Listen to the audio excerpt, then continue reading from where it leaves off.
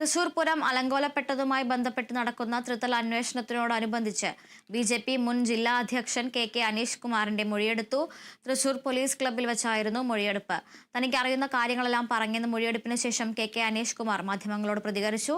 പോലീസിന്റെ ഭാഗത്തു നിന്നുമുണ്ടായ അനാവശ്യ ഇടപെടൽ അന്വേഷണ ഉദ്യോഗസ്ഥരോട് വ്യക്തമാക്കി.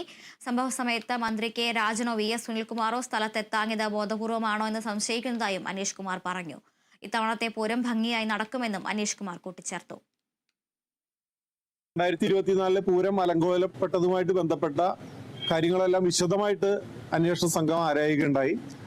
എനിക്കറിയുന്ന കാര്യങ്ങളെല്ലാം വ്യക്തമായിട്ട് അന്വേഷണ സംഘത്തോട് വിശദീകരിച്ചിട്ടുണ്ട്.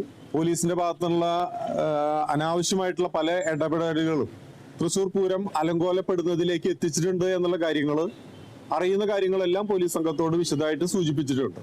പക്ഷെ ഞങ്ങൾ സംശയിക്കുന്നത് ഇത്തരം കാര്യങ്ങളൊക്കെ ഇവിടെ നടക്കുന്ന സമയത്ത് മന്ത്രി രാജൻ ഉൾപ്പെടെ സുനിൽകുമാർ ഉൾപ്പെടെയുള്ള ആളുകളൊന്നും സംഭവ സ്ഥലത്ത് വരാനോ ഈ പ്രശ്നം പരിഹരിക്കാനോ അവരുടെ ഭാഗത്ത് ഒരു ശ്രമം ഉണ്ടായിട്ടില്ല.